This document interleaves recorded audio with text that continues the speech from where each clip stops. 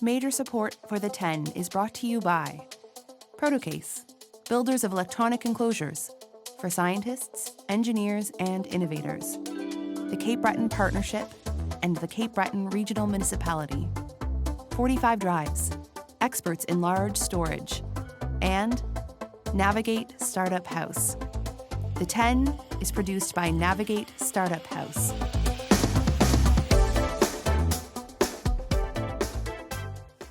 So I'm Parker Horton, the CEO and co-founder of Breton Air, and my business partner Matt Wallace unfortunately couldn't be here today. Comically, this picture was taken at the International Helicopter Expo in Dallas, and Matt's actually at the International Helicopter Expo in Anaheim right now. So I chose to come here and hang out with you guys, and Matt's having fun in Anaheim. Not bad, not bad. So we're going to start off with a little bit of video, and I'll showcase a little bit about who Breton Air is and kind of what we do.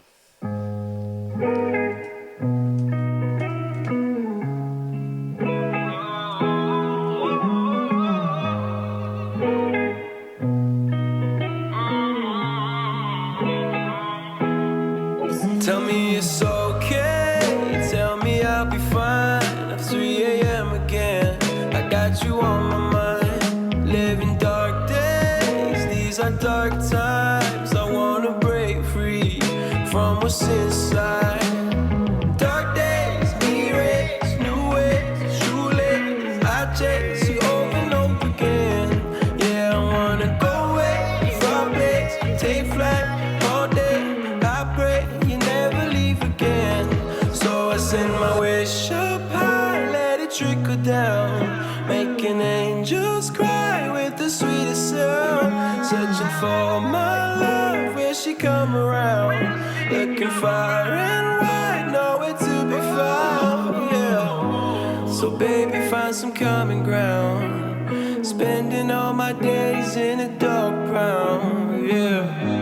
I don't know what to do now, got my heart beating, going up, down. Tell me it's okay, tell me I'll be fine at 3 a.m. again.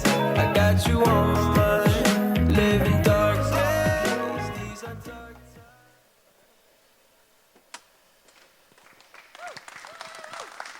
All right, so that ends my presentation. All right, next slide.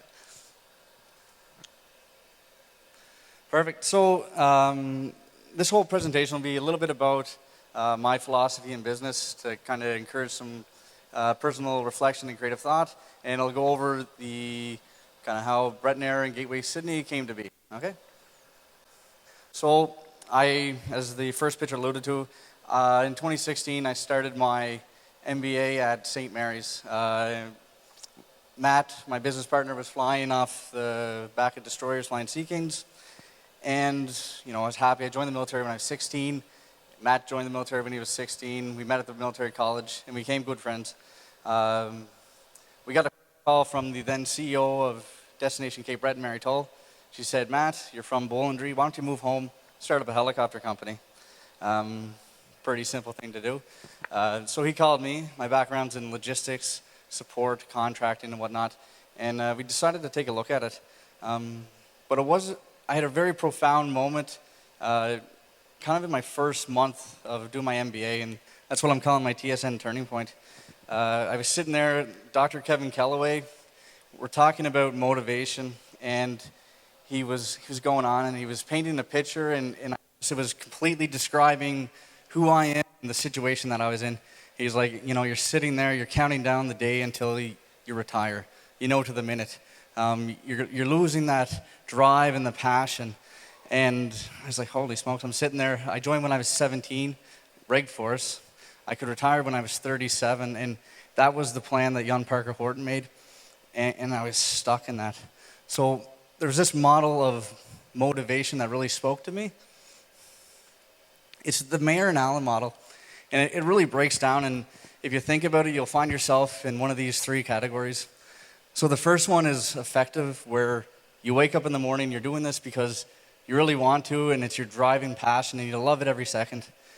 And the second one is continuance, and that's where I found myself being stuck.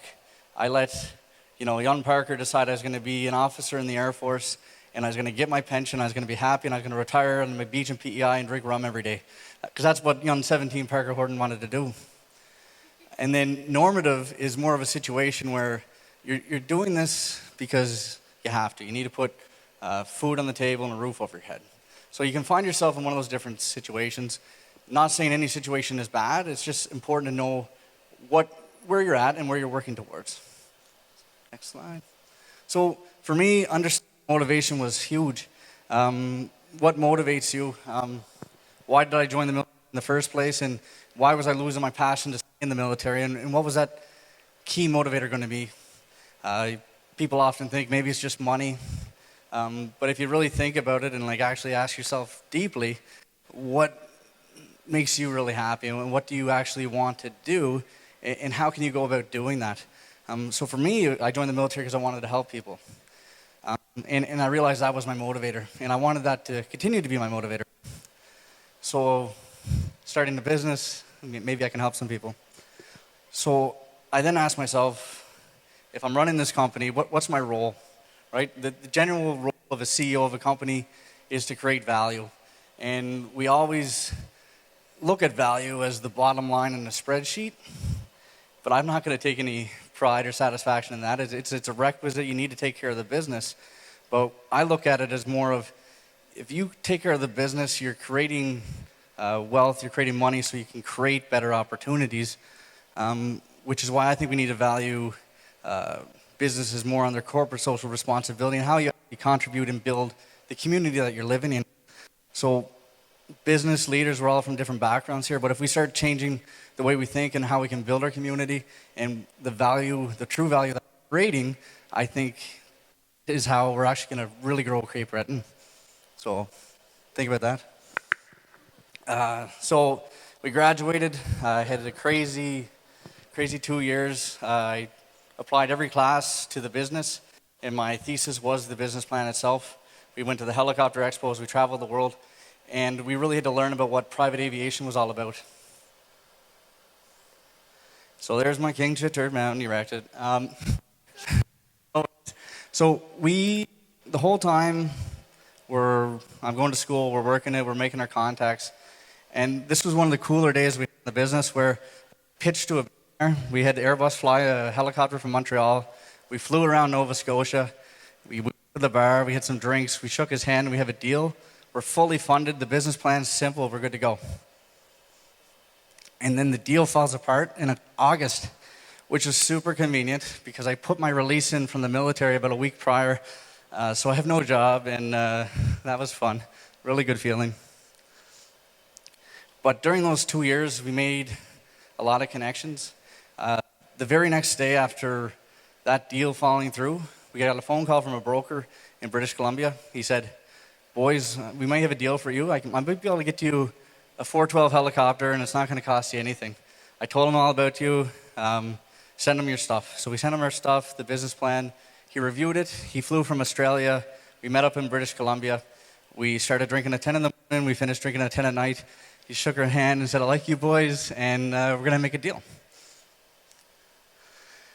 But, and everything was tracking. We get this beautiful 412 helicopter. It was going through a major overhaul. Unfortunately, it wasn't going to be ready in time. So now it's March, and we're looking to launch mid-May in our first season. Still have no job, still have no income, and we don't have our helicopter yet to launch for the first summer. Next. And like I said, we made it even better when we signed a 20-year lease in this hangar at the same time to give us a burden that we had to completely gut and renovate. Which cues in Gateway Sydney. Most people here know what Breton Air is. Gateway Sydney is Sydney's full-service FBO. We take care of all aviation and general aviation that comes into Sydney.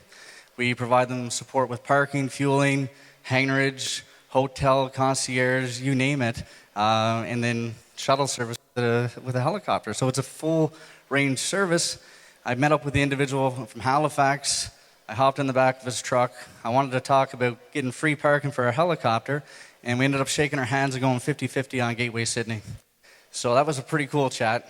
We never asked for anything. It was just a natural conversation, and it couldn't have worked out any better. Gateway Facilities in Halifax is recognized as Canada's premier FBO, always rated #1 by Let's Choice. So we're bringing that skill set, the background, and the support up here because my experience is in helicopters, and I needed that. And with the business plan, I needed the revenue from the FBO to complement the helicopter service because the two businesses work well together. Without one, have the other. But the problem with that deal was it was contingent on the helicopter that we no longer have. Well, let's go through the slides here, one here. So we had all the money from ACOA to do a full renovation. My business partner, Steve, he said, "You're not doing that." So we spent 3 months, about 12, 14 hours a day, renovated the whole place ourselves. So that whole area there was done with myself, Matt, and his father, Jim. And we're pretty proud of that. Next slide. And that's what it looks like now. We're proud of it. And yeah. Next slide. So there's a helicopter, and I didn't really talk about it, eh? A part of the business was the helicopter. Our partner saw the work and the effort that we're doing, and he initially told me, "I'm not going to have anything to do with helicopters. I just want everything to do with the FBO." He really wanted to see us succeed. He saw the passion and the motivation. He procured this helicopter and leased it from him. Oh, yep. We had a wicked grand opening. On the left, you can see just a few jets. I think our busiest day, we had 5 jets out on the ramp, which was sweet. And this is our grand opening. You can see Chief Silly Boy and Danny Leroy was there. It was wicked. 412, it's in service. It's fully operational. We're going to get it back earlier. Australia's on fire. It's a little more important in Australia right now. So we're going to get it in a couple weeks. Matt's chatting with the owner in Anaheim right now. So we should have it here at the end of the month. And other cool developments is the helicopter pad in the Sydney waterfront. This is really going to change the tourism opportunities for the downtown core. We're chatting with all the cruise ship industries. They're extremely excited about it. Now we can offer bespoke tours from Sydney. You can see the whole island, and we can get you back in the downtown core, spending your money downtown instead of being on a bus for 8 hours a day.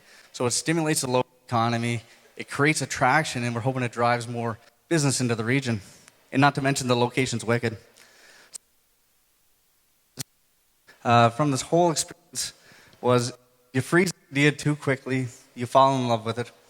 If you refine it too quickly, you become attached to it, and it becomes very hard to keep exploring, to keep looking for better.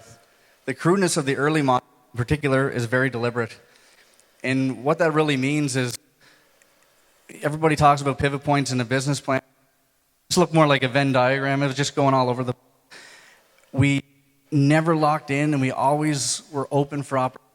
We saw the tourism potential and the potential in Cape Breton, and we'd find a way.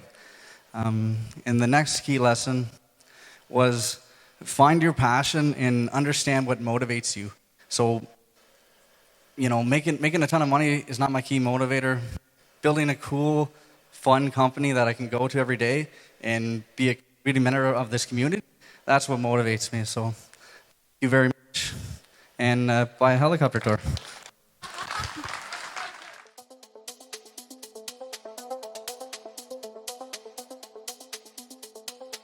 The 10 is produced by Navigate Startup House.